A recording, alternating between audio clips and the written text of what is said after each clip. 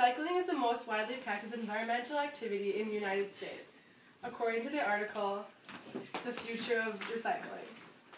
Today I want to share this extra work that put towards recycling is going to pay off.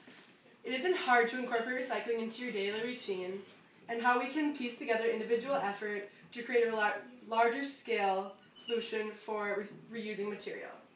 First, here are some small decisions you can make when it comes to recycling. When you buy reusable products, you are helping the environment. When you finish your water bottle or old pieces of paper, you should recycle them into a bin. This isn't extra work, it will only help the environment in the long run. Paper accounted for 34% of the 250 million tons of U.S. solid waste in 2006, stated the article, The Future of Recycling. Solid waste, more commonly known as trash or garbage, consists of everyday items you use around the house and throw away and act like it's nothing, like product packaging, grass clippings, furniture, clothing, bottles, food scraps, newspapers, appliances, paint, and batteries. This comes from our homes, our schools, our hospitals, and businesses. It's easy.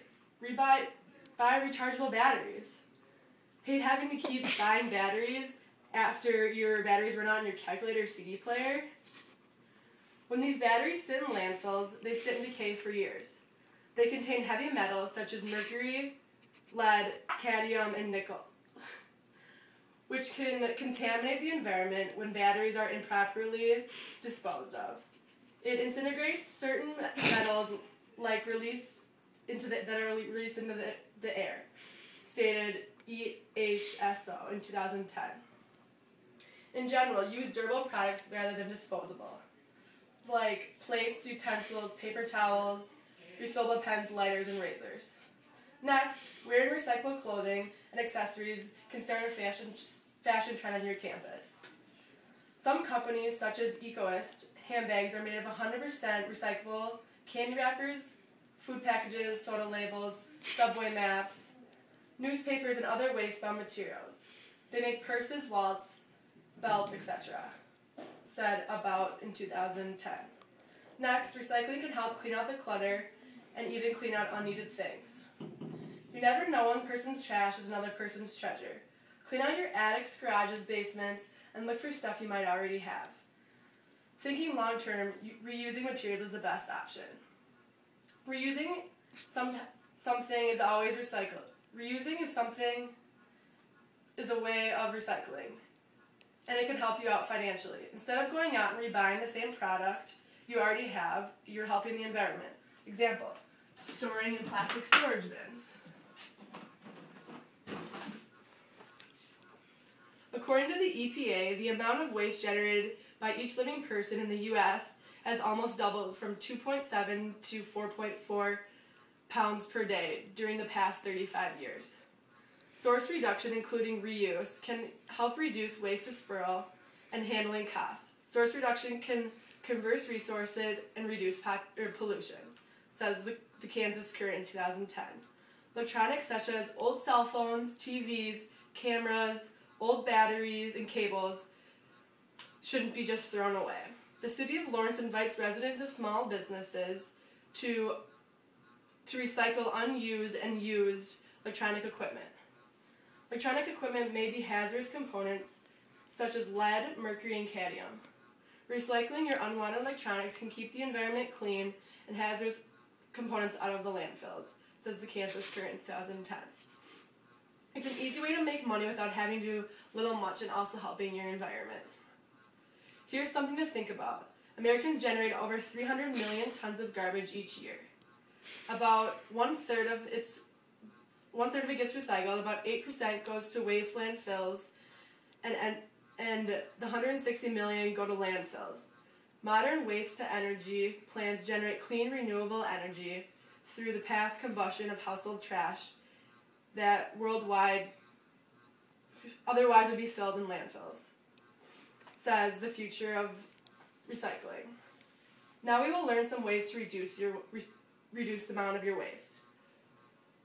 Once more and more people start recycling and notice it's a positive thing, it will trickle off like the domino effect, and everyone will start doing it.